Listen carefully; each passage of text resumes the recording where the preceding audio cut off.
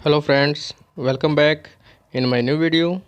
और मैं हूं एस.के. डिग्रवाल और आज लेके आया हूं Rajasthan public service commission college lecturer exam 2016 का अपना बॉटनी का पेपर सेकंड। और ये जो पेपर है उससे काफ़ी कुछ हेल्पफुल होगा, क्योंकि ये जो कंसेप्ट है या जो क्वेश्चन है जो राजस्थान में आरपीएससी के द्वारा पूछे जाते हैं उनसे रिलेटेड एग्जैक्ट नहीं तो या उनसे रिलेटेड जो क्वेश्चंस हैं वो अपने को अगले एग्ज़ाम में अपने को देखने को मिल सकती है, या इन क्वेश्चंस को देखकर अपने को आइडिया हो सकता है कि किस प्रकार से क्वेश्चंस को सॉल्व करना है या किस प्रकार के क्वेश्चन है कौन से टॉपिक में से ज़्यादा मिलते हैं या पूछे जाते हैं। तो अभी अपने स्टार्ट करते हैं क्वेश्चन नंबर 1 से। If in a cell the volume of osmotic potential is 20 atmosphere. किसी सेल का जो ऑस्मोटिक पोटेंशियल है वो कितना है, 20 एटमॉस्फेयर है। And pressure potential is 20 atmosphere, और इसका प्रेशर पोटेंशियल वो भी कितना है, 20 atmosphere. After some time because of osmosis the cell become partially turgid. कि कुछ टाइम बाद में सेल धीरे धीरे क्या होता है, उसमें पार्शियली ट्रिजिड होती है, मतलब वो फूलती जाती है। एंड फाइनली कम्प्लीटली ट्रिजिड, और कुछ टाइम के बाद में सेल है वो कंप्लीट कैसी हो जाती है, ट्रिजिड हो जाती है। और कंप्लीट ट्रिजिड का मतलब क्या हुआ कि जब और वाटर अंदर जाने की कैपेसिटी ना हो और जो सेल का साइटोप्लाज्म है वो अपनी वॉल के अंदर की तरफ से प्रेशर लगाए, तो वो जो कंडीशन है उस कंडीशन को अपन बोलते हैं ट्रिजिड कंडीशन। इसके बाद में आगे देखें, एट दिस स्टेज, और ये जो ट्रिजिड कंडीशन है, कंप्लीटली ट्रिजिड कंडीशन जो है उस स्टेज के बारे में बोल रहे हैं। The volume of diffusion pressure deficit will be, कि जो डीपीडी होगा वो क्या होगा उस टाइम पर। अब डीपीडी के बारे में अपन बात करें कि पहले डीपीडी क्या है। डीपीडी की देखी जाए तो नॉर्मल कंडीशन है कि किसी भी जो सेल्स है उसके अंदर जब सोल्यूट की कंसनट्रेशन ज़्यादा हो, तो सोल्यूट की कंसनट्रेशन यदि ज़्यादा हो तो वो क्या करता है, अपनी चारों तरफ जो मीडियम है उस मीडियम में से वाटर को क्या करता है, वो अपटेक करती है वो सेल। और जैसे जैसे वाटर को अपटेक करती जाती है वैसे वैसे अंदर की तरफ सोल्यूट की कंसनट्रेशन धीरे धीरे कम होती जाती है, और एक कंडीशन ऐसी आ जाती है जहाँ पर सेल कंप्लीट ट्रिजिड हो जाती है और वाटर एंटर नहीं कर पाता है। तो वो जो कंडीशन थी, जिस कंडीशन में सेल में सोल्यूट की कंसनट्रेशन अधिक थी और वो बाहर से वाटर को अपटेक कर रही थी, उस कंडीशन को अपन क्या बोलते हैं, डीपीडी बोलते हैं। डीपीडी का मतलब है कि सोल्यूट की कंसनट्रेशन ज़्यादा हो और जो वाटर हो उसकी कंसनट्रेशन कम हो, तो जो ऐसा प्रेशर क्रिएट हो कि वाटर अंदर एंटर करे या डिफ्यूजन करे। जैसे डिफ्यूजन प्रेशर डेफिसिट, मतलब डिफ्यूजन क्रिएट करने के लिए अंदर की तरफ एक प्रेशर क्रिएट होता है जिसके कारण से वाटर अंदर एंटर करता है। लेकिन यहाँ पर अपन कह रहे हैं कि जैसे जैसे सेल है वो ट्रिजिड कंप्लीट हो गई है तो अंदर का डीपीडी क्या हो गया, खत्म हो गया, डीपीडी है ही नहीं, तो वाटर अंदर एंटर नहीं करेगा। तो यहाँ पर पूछा है डीपीडी क्या होगा, तो डीपीडी सीधी सी बात है 0 एटमॉस्फेयर होगा, तो डीपीडी का माना जाएगा 0। तो यहाँ पर राइट आंसर इसका आ जाएगा ए। नेक्स्ट क्वेश्चन देखें, a teacher wild demonstrating in the practical class. एक टीचर है जो प्रैक्टिकल के अंदर एक प्रैक्टिकल परफॉर्म कर रहा है। टुक सम ग्राम सीड इन ए ग्लास बोतल, और उसने जो चना है या जो ग्राम के सीड हैं उनको एक बोतल के अंदर रखा है। And pour some water into it, और उस बोतल में उसने क्या कर दिया, पानी डाल दिया हल्का। He replaced the lid of बोतल sealed and left for 24 hours, और वह उसके कैप को हटाकर उसको क्या कर देता है, कैप को ऊपर से सील कर देता है, किसी एक्स्ट्रा किसी पॉलीथीन या किसी भी चीज़ से एकदम कंप्लीट सील कर देता है। और कितने टाइम के लिए रख देता है, 48 घंटे के लिए रख देता है। उसके बाद में ही ऑब्जर्व्ड दैट द ग्लास बोतल वॉज ब्रोकन, उसके कारण से 48 घंटे बाद में जो ग्लास बोतल वो क्या हो जाती है, टूट जाती है। This could be because of one of the following. अब ये एक कंसेप्ट है, सीधा सा है कि जैसे जैसे बोतल के अंदर जो उसने सीड रखे थे ग्राम के, उस ग्राम के सीड रखने के कारण उसने वाटर डाला है ऊपर, वाटर डालते ही वाटर को वो क्या करेगा, सीड जो है वो अपटेक करेगा, और सीड जैसे जैसे वाटर को अपटेक करता है उसी के साथ में कौन सी प्रोसेस होती है उसको अपन क्या बोलते हैं, इम्बिबिशन प्रेशर बोलते हैं या इम्बिबिशन प्रोसेस बोलते हैं। और इम्बिबिशन के साथ में ही जो प्रेशर क्रिएट होता है सीड जब वाटर को अपटेक करता है, लेकिन बंद बोतल के अंदर प्रेशर बाहर से आ नहीं पा रहा है, जिसके कारण से इम्बिबिशन एक प्रेशर क्रिएट होता है और सीड कंटिन्यू वाटर को अपटेक करता है, जिसके कारण से बोतल में एक प्रेशर क्रिएट होगा, बाहर से एयर है वो आ नहीं पा रही है, उसके कारण से बोतल क्या होती है वो ब्रेक हो जाती है। तो इसमें जैसे ऑप्शन दे रखा है release of oxygen during the photosynthesis, या फोटोसिंथेसिस की बात ही नहीं है अभी। Osmotic pressure due to osmosis by the seed, ये भी नहीं है। Creation of vacuum due to intake of carbon dioxide for Calvin cycle, नहीं। अब इसमें अपना एग्जैक्ट जो आंसर है वो बैठेगा imbibition pressure cause by the seed, कि उसमें कौन सा प्रेशर बना, इम्बिबिशन प्रेशर बना, सीड जर्मिनेशन के लिए वाटर को अपटेक किया, इसके कारण से प्रेशर अंदर ज़्यादा बना, ज़्यादा बनने के कारण से बोतल टूट गई। तो इसका राइट आंसर आ जाएगा अपना डी। नेक्स्ट क्वेश्चन की बात करें, third number, when an irrigated potted plant is cut, एक गमले के अंदर एक प्लांट लगा हुआ है, is cut just above the ground level, और उसको क्या करते हैं, गमले के जो थोड़ा सा लेवल ऊपर है उससे अपन उसको स्टेम को कट कर देते हैं। And A manometer is attached, और मोनोमीटर क्या कर देते हैं उसके साथ में लगा देते हैं स्टेम के ऊपर, कटे हुए के ऊपर। Attach to stamp with the help of piece of rubber, और रबड़ की सहायता से उस मैनोमीटर को उस स्टेम के ऊपर क्या करते हैं, बांध देते हैं। So that no air enter, जिसमें किसी प्रकार की एयर एंटर नहीं करे।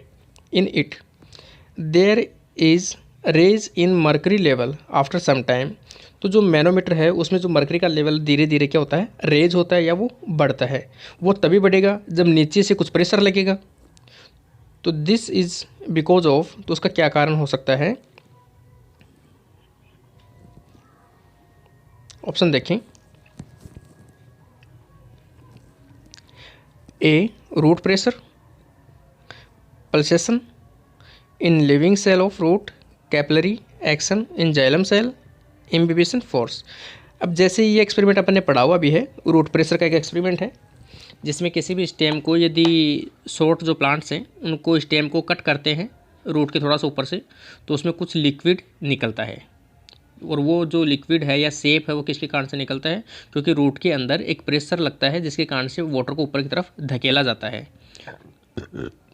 तो यहाँ पर जो कंडीशन है कि जो मैनोमीटर है उसमें मर्करी का जो लेवल बढ़ा है वो किसके कारण से बढ़ा है, क्योंकि नीचे की तरफ से जो सेप या वाटर का क्या लगा, प्रेशर लगा है, और वो प्रेशर कहाँ से आया है, रूट प्रेशर के कारण से कोज हुआ है। तो इसका राइट आंसर क्या आ जाएगा, ए आ जाएगा, रूट प्रेशर। नेक्स्ट क्वेश्चन देखिए, 4 number, when S equal to number of stomata per unit area, E equal to number of epidermal cell per unit area, the stomatal index can be calculated by the formula. अब यहाँ पर देखा जाए तो stomata index निकालनी है, और stomata index में से निकालना, स्टोमेटा इंडेक्स मतलब निकालना क्या, अपने को एग्जैक्ट निकालना क्या है, स्टोमेटा कि पर्टिकुलर एरिया के अंदर कितने स्टोमेटा प्रेजेंट हैं। तो स्टोमेटा कैलकुलेट करने के लिए स्टोमेटा को अपन ऊपर रख लेंगे, नंबर ऑफ स्टोमेटा तो ऊपर आ जाएंगे, नीचे की तरफ रख लेंगे अपन डिवाइडेड बाई स्टोमेटा, किस में से काउंट करने अपने को, एपिडर्मल सेल्स में से, एपिडर्मल सेल भी आ जाएगी प्लस स्टोमेटा भी आ जाएंगे, तो उन दोनों को नीचे जोड़कर लगा देंगे। डिवाइड कैसे करेंगे, एपिडर्मल प्लस स्टोमेटा इंटू 100, तो उसमें क्या आ जाएगा अपना स्टोमेटल इंडेक्स आ जाएगी। तो I equal to S upon E S into 100, तो इसका राइट आंसर क्या आ जाएगा, डी आ जाएगा। नेक्स्ट क्वेश्चन देखें, इन सेकुलेंट प्लांट्स या अपन कहें CAM plants, some physiological process which occur in stomata are listed bellow.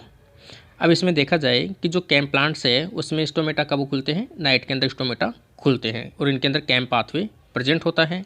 Xerophytic plants होते हैं, और दिन के अंदर वाटर को लॉस को रोकने के लिए स्टोमेटा को क्लोज रखते हैं। तो इसमें जो कंडीशन दे रखी है स्टोमेटा से रिलेटेड वो अपन देखते हैं। malic acid accumulate in vacuole. From vacuole, malic acid is transferred to chloroplast. Starch is synthesized in chloroplast. Starch is converted into phosphoenol pyruvate in chloroplast. अब इसमें दे रखा है आकर इन स्टोमेटा आर लिस्टेड। तो इसमें राइट आंसर इसका देखें अपन, तो एक तो malic acid accumulate in vacuole, क्योंकि अपन स्टोमेटा जब भी अपन बात करते हैं तो स्टोमेटा कब खुलेंगे, नाइट में खुलेंगे। और नाइट में कौन सी प्रोसेस होती है, मेलिक एसिड किस में एक्यूमुलेट हो जाता है, वैक्यूल के अंदर एक्यूमुलेट। एक तो ये राइट आंसर इसका ए। दूसरी चीज़ देखी जाए तो इसमें starch is convert into phosphoenol pyruvate in chloroplast, कि स्टार्च जो है वो किस में टूटने लगता है, नाइट के टाइम पे फोस्फेनोल पायरुवेट में, जिसके कारण से सॉल्यूट की कंसंट्रेशन बढ़ती है और स्टोमेटा क्या हो जाते हैं, ओपन हो जाते हैं। तो इसका राइट आंसर क्या आ जाएगा, ए एंड डी। तो इसका राइट आंसर आ जाएगा सी। नेक्स्ट क्वेश्चन देखें। Plants require many elements for their growth. Some elements are required in very small quantity and are called trace element or minor essential elements. These are, कि जो trace elements है वो कौन कौन से, सीधा सा क्वेश्चन है कि प्लांट्स के अंदर ट्रेस एलिमेंट्स की जो है उनके एग्जांपल देखें। तो इसमें से जो ट्रेस एलिमेंट का एग्जांपल है वो कौन सा आ जाएगा अपना, बोरोन है, मैग्नीज है, जिंक है और मोलिब्डेनम है। तो इसका राइट आंसर आ जाएगा B, boron, manganese, zinc, molybdenum. Next question देखें।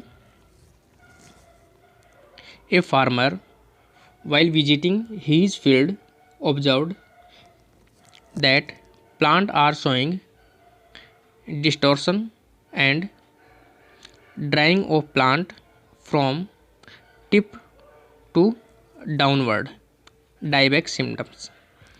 The field is probably deficiency of, कि जो प्लांट है, एक किसान है अपने फील्ड को देखता है, उस फील्ड के अंदर जो प्लांट्स है वो ऊपर की तरफ जो है वो कैसे होते जाते हैं, टिप वाला जो पोर्शन है उससे नीचे की तरफ कैसे होते जाते हैं, वो डिस्ट्रॉय होते जाते हैं या फिर ड्राई होते जाते हैं। तो ये जो सिम्टम्स है वो किसकी डेफिशिएंसी के कारण से देखने को मिलता है। तो ये जो पर्टिकुलर सिम्टम्स है वैसे देखने को मिलता है कॉपर की डेफिशिएंसी के कारण से। तो इसका राइट आंसर आ जाएगा बी। नेक्स्ट क्वेश्चन देखिए। Name of scientist and there contribution. अब एक साइड में साइंटिस्ट के नेम है और एक साइड में देयर कंट्रीब्यूशन, उन्होंने क्या क्या वर्क किया है उनके बारे में। जैसे सबसे पहले अपन देखें लुईस पास्चर।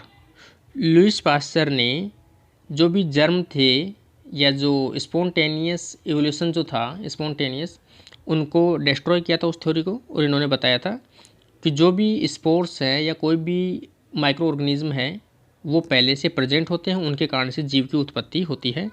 या किसी भी केमिकल को गर्म करते हैं तो उसमें वो जो स्पोर है वो डैमेज हो जाते हैं या नष्ट हो जाते हैं या किल हो जाते हैं, जिनके कारण से वहाँ पर ऑर्गेनिज्म देखने को नहीं मिलता है। तो जो केमिकली जो फर्मेंट किया था एंजाइमेटिक प्रोसेस, उसके बारे में अपने को पता है लुईस पास्चर का।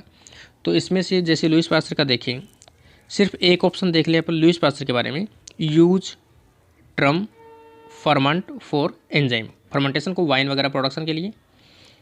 तो इसमें सिर्फ एक ऑप्शन देखना है। तो इसमें एक ऑप्शन ए बराबर थर्ड, तो इसमें ए थर्ड है, डी ऑप्शन ए में थर्ड है। तो इसमें सिर्फ एक ही ऑप्शन है। बहुत से ऐसे मल्टी चॉइस क्वेश्चन होते हैं उसमें सिर्फ एक क्वेश्चन अपने को या एक ऑप्शन भी अगर राइट है तो अपन उस क्वेश्चन को अटेम्प्ट कर सकते हैं। तो इसका अपना राइट आंसर आ जाएगा डी। बी जो है वो जो कोहने हैं वो किसकी डिस्कवरी किया था, इसने एंजाइम को टर्म दिया था। और सी जो है बुचनर, उसने जो डिस्कवरी ऑफ जाइमेज एंजाइम की। और डी जो है समनर, उसने फर्स्ट क्रिस्टलाइज्ड यूरेज एंजाइम की क्रिस्टलाइजेशन स्ट्रक्चर की स्टडी की थी। तो इसका राइट आंसर आ जाएगा डी। नेक्स्ट क्वेश्चन देखें। The prosthetic group of enzyme is. ये भी काफ़ी क्वेश्चन एग्जाम में पूछा जाता है कि प्रोस्थेटिक ग्रुप क्या है। तो किसी भी एंजाइम की जो नॉन प्रोटीन स्ट्रक्चर होती है, क्योंकि एंजाइम क्या है, प्रोटीन है, और प्रोटीन की कोई नॉन प्रोटीन स्ट्रक्चर उसके साथ में यदि कोई अटैच है, कोवलेंटली अटैच है, वो एंजाइम के साथ हमेशा वो जो पार्ट है वो हमेशा प्रेजेंट हो। ऐसा नहीं हो कि केमिकल रिएक्शन हो तभी वो अटैच हो, उसके बाद में वो निकल जाए। लेकिन प्रोस्थेटिक ग्रुप हमेशा कोवलेंटली बाइंड होते हैं, रिएक्शन एंजाइम रिएक्शन में पार्टिसिपेट करें या ना करें। जैसे इसमें ऑप्शन दे रखा है, firmly bounded non protein part with the enzyme. तो नॉन प्रोटीन होगा तो इसका, और कोवलेंटली बाइंड होगा, लूजली बाइंड नहीं होगा, तो इसका राइट आंसर आ जाएगा बी। नेक्स्ट क्वेश्चन देखें।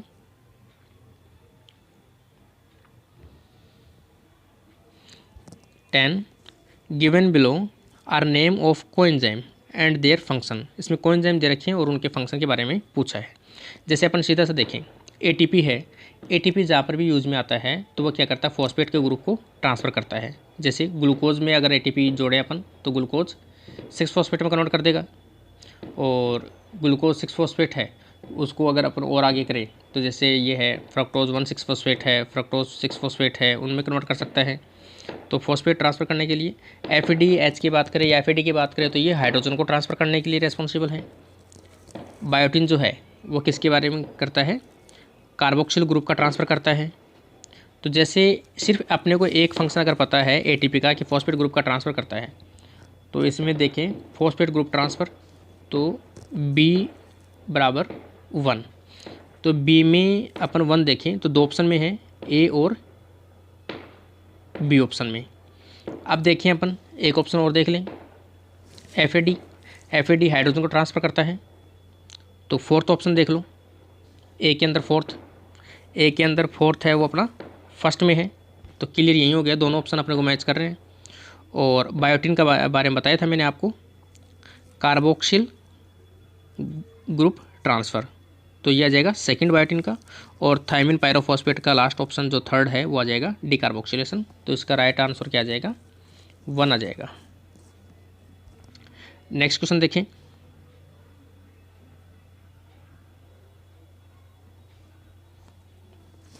आइसोजाइम are formed due to point mutation and these are characterized as enzyme which have। तो आइसो एंजाइम के बारे में अपन नॉर्मली देखते भी है कि जो मॉलिक्यूलर स्ट्रक्चर है वो तो कैसी होती है, डिफरेंट होती है, लेकिन फंक्शनली कैसे होते हैं, सेम होते हैं, क्योंकि पॉइंट म्यूटेशन होने के कारण से दो जो है वो फॉर्म बनती है इनकी। तो इसका राइट आंसर क्या जाएगा, B, different molecular structure but are similar in function. तो इसका राइट आंसर आ जाएगा बी। नेक्स्ट क्वेश्चन देखें। In C3 plants, for synthesis of one molecule of glucose, the number of molecule of water, NADPH and ATP required respectively are। अब photosynthesis के एक glucose molecule के synthesis के लिए जो ATP की संख्या वो कितनी होती है, 18 होती है। NADPH कितने होते हैं, 12 होते हैं। लेकिन इस क्वेश्चन को जो RPSC ने क्या किया है, डिलीट किया है। तो अपन इसके बारे में, आंसर के बारे में ज़्यादा डिस्कस ना करें, तो इसको अपन डिलीट में रखते हैं। नेक्स्ट क्वेश्चन की बात करें, 13, the number of photons needed off evolution of one molecule of oxygen in photosynthesis. ये क्वेश्चन भी काफ़ी इंपॉर्टेंट है कि फोटोसिंथेसिस के प्रोसेस के अंदर एक ऑक्सीजन के मॉलिक्यूल को फॉर्मेशन करने के लिए या इमिट करने के लिए कितने फोटोन की आवश्यकता पड़ती है, तो वो 8 फोटोन की आवश्यकता होती है। तो इसका राइट आंसर आ जाएगा ए। नेक्स्ट क्वेश्चन देखें। During photosynthesis the oxygen in glucose molecule come from. ये क्वेश्चन भी काफ़ी इंपॉर्टेंट है कि जो ऑक्सीजन है ग्लूकोज फॉर्मेशन के दौरान कहाँ से आता है, तो वो कहाँ से मिलता है, कार्बन डाइऑक्साइड से मिलता है। तो इसका राइट आंसर आ जाएगा A, carbon dioxide. Next question देखिए। In Calvin cycle the assimilatory power is used during. तो जो एसिमिलेटरी पावर जो है वो कहाँ पे यूज मिली जाती है केल्विन साइकिल के अंदर देखा जाए, तो यहाँ पर इसका राइट आंसर आ जाएगा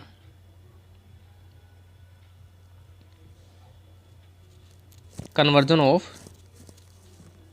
फॉस्फोग्लिसरिक एसिड टू फॉस्फोग्लिसरैल्डिहाइड। तो यहाँ पर इसका राइट आंसर क्या आ जाएगा, conversion of phosphoglyceric acid to phosphoglyceraldehyde. तो इसका राइट आंसर आ जाएगा बी। नेक्स्ट क्वेश्चन देखें, A chlorophyll molecule has, chlorophyll जो मोलिक्यूल है उसके बारे में पूछा है। तो क्लोरोफिल के बारे में सबसे पहला कंपोनेंट है कि मैग्नीशियम आयन जो है वो प्रेजेंट होना चाहिए। उसके अलावा मैग्नीशियम जो है वो 4 रिंग के द्वारा कवर रहता है। तो यहाँ पर एक ऑप्शन है अपना डी, जिसमें दे रखा है 4 पायरोल रिंग से कवर है, मैग्नीशियम आयन है, मेथाइल और एल्डिहाइड ग्रुप एंड पाइटोल रिंग पाई जाती है या पाइटोल चैन पाई जाती है, लास्ट के अंदर टेल होती है ना, तो वो पाइटोल टेल या चैन प्रेजेंट होती है।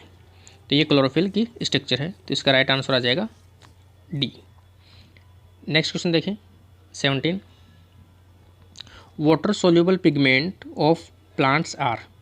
तो वाटर सोल्यूबल जो पिगमेंट्स है वो कौन से हैं, फाइकोइरिथ्रिन और phycocyanin, both are water soluble pigments. तो इसका राइट आंसर आ जाएगा डी, फाइकोइरिथ्रिन और फाइकोसाइनिन। नेक्स्ट क्वेश्चन देखिए अपन, some characters of pigment system of green plants are listed below. इसमें अलग अलग करेक्टर दे रखे हैं। जैसे फर्स्ट पॉइंट देखें, A take part in both cyclic and non cyclic electron transport system, कि ऐसा कोई भी करेक्टर जो दोनों में पार्टिसिपेट करता हो, फोटो इसमें साइक्लिक और non cyclic electron transport chain में काम करता हो। बी ऑप्शन दे रखा है, एक्टिव सेंटर इज P680, इसका एक्टिव सेंटर कैसा होगा, P680 होगा। सी ऑप्शन दे रखा है, it is connected with photolysis of water. अब बी ऑप्शन जो है वो रिएक्शन सेंटर सेकंड है, सी ऑप्शन है वो भी रिएक्शन सेंटर कैसा है, सेकंड है, क्योंकि वाटर का जो फोटोलाइसिस होता है वो भी वहीं पर होता है, फोटो सिस्टम सेकंड पर।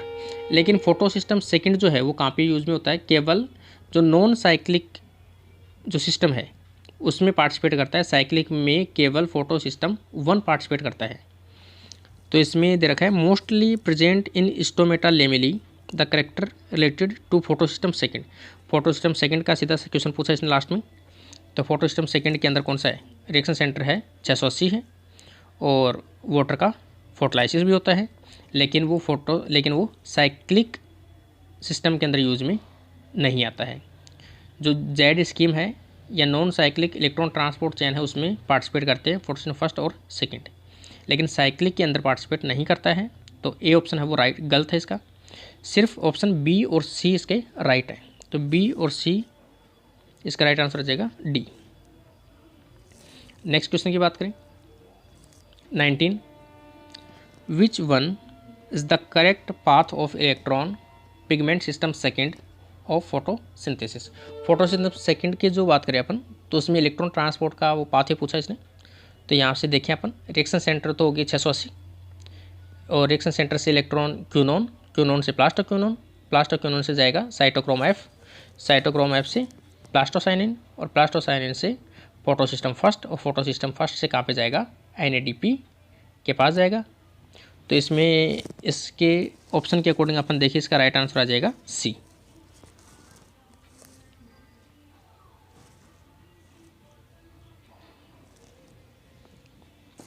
नेक्स्ट क्वेश्चन देखें 20, what is common in phycobilins and chlorophyll. तो क्लोरोफिल और फाइकोबिलिन्स के अंदर कॉमन चीज़ है वो पूछी है। तो कॉमन क्या है, presence of phytol tail in their molecule, presence of magnesium ion in their molecule, presence of pyrrole ring in their molecule, their absorption spectra is same. तो इसका राइट आंसर कौन सा आ जाएगा, राइट आंसर आएगा इसका C, presence of pyrrole ring in their molecule. दोनों के अंदर पायरोल रिंग प्रेजेंट होती है, फाइकोबिलिन्स और क्लोरोफिल। तो इसका राइट आंसर आ जाएगा सी। नेक्स्ट क्वेश्चन की बात करें 21,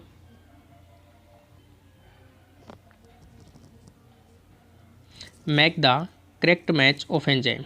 एंड देयर सबस्ट्रेट। एक साइड में एंजाइम दे रखे हैं और एक साइड में इनके सबस्ट्रेट दे रखे हैं। सबसे पहले जैसे अपने को ऑप्शन का इतना ज़्यादा नहीं पता हो तो सबसे पहले एक ऑप्शन को निकालो। सबसे पहले जैसे रूबिस्को एक कॉमन एंजाइम है, ठीक है, तो इसमें से सबसे इसके सबस्ट्रेट के बारे में बात करें तो अपने को पता है इसका सबस्ट्रेट कौन सा है, राइबोलोज 5 फॉस्फेट है। तो सबसे पहले ए के साथ में जोड़ दो थर्ड नंबर, तो ए के साथ में थर्ड नंबर ऑप्शन सिर्फ एक ही है, डी राइट। तो डी का ऑप्शन मिल गया अपने को, आगे देखने की जरूरत ही नहीं है। अब अपन देखिए जो बी ऑप्शन है, ट्राइयोज फॉस्फेट आइसोमरेज, तो इसका राइट आंसर आ जाएगा 1। डाई हाइड्रोक्सी एसीटोन फॉस्फेट जो ग्लाइकोलाइसिस में होता है। फिर अपन देखें सी ट्रांसकीटोलेज, और ट्रांसकीटोलेज की बात है तो एक फॉर्म को दूसरे फॉर्म में कन्वर्ट करने के लिए यूज़ है, तो इसका फोर्थ आंसर आ जाएगा। फ्रक्टोज 6 फॉस्फेट को किस में कन्वर्ट करता है, 3 फॉस्फोग्लिसरॉल्डिहाइड के अंदर कन्वर्ट करता है। और जो डी है राइबोलोज फॉस्फेट आइसोमरेज, तो वो कौन सा इसका राइट आंसर आ जाएगा, सेकंड जाइलुलोज 5 फॉस्फेट, तो इसका राइट आंसर कौन सा आ जाएगा, डी आ जाएगा। इसका मतलब जो मैच करने वाले क्वेश्चन है वो काफ़ी हद तक अपन अगर एक या दो ऑप्शन भी अपने को आते हैं तो वो भी राइट कर सकते हैं अपन। नेक्स्ट क्वेश्चन देखें 22। The synthesis of chlorophyll start with the condensation of 2 molecule, these are. Chlorophyll के सिंथेसिस को स्टार्ट करने के लिए 2 मॉलिक्यूल के सबसे पहले नेसेसरी एसेसरी आवश्यकता पड़ती है या नीड होती है, तो उन दोनों के बारे में पूछा है। तो वो जो है एक तो ग्लाइसिन है और एक सक्सिनाइल कोएंजाइम ए है जो क्लोरोफिल मॉलिक्यूल के स्टार्ट सिंथेसिस के लिए रेस्पॉन्सिबल है, तो इसका राइट आंसर आ जाएगा B, glycine and succinyl coenzyme A. Next question देखें अपन 23। Some features of dark reaction of photosynthesis are given below. इसमें डार्क रिएक्शन के सिम्टम्स दे रखे हैं। A chloroplast of leaf show dimorphism, chloroplast जो है वो डाइमॉर्फिज्म शो करता है। पहले सीधी सी बात है ये डार्क रिएक्शन के बारे में पूछ रहा है, लाइट रिएक्शन के बारे में नहीं पूछ रहा है। Next B option, oxygen has inhibitory effect on photosynthesis, photosynthesis light में होगा तो इसको अपन निकाल दें। 18 ATP are required for synthesis of 1 molecule of glucose, ये भी किसकी बात कर रहा है, वो फोटोसिंथेसिस की बात कर रहा है। और डी ऑप्शन है, first stable compound is ऑक्जेलो acetic acid. तो डार्क रिएक्शन के अंदर इसके राइट आंसर देखा जाए तो इसका आ जाएगा A and D, A and D, तो इसका राइट आंसर आएगा बी। नेक्स्ट क्वेश्चन देखिए, the isotope of carbon used extensively for studied in photosynthesis is.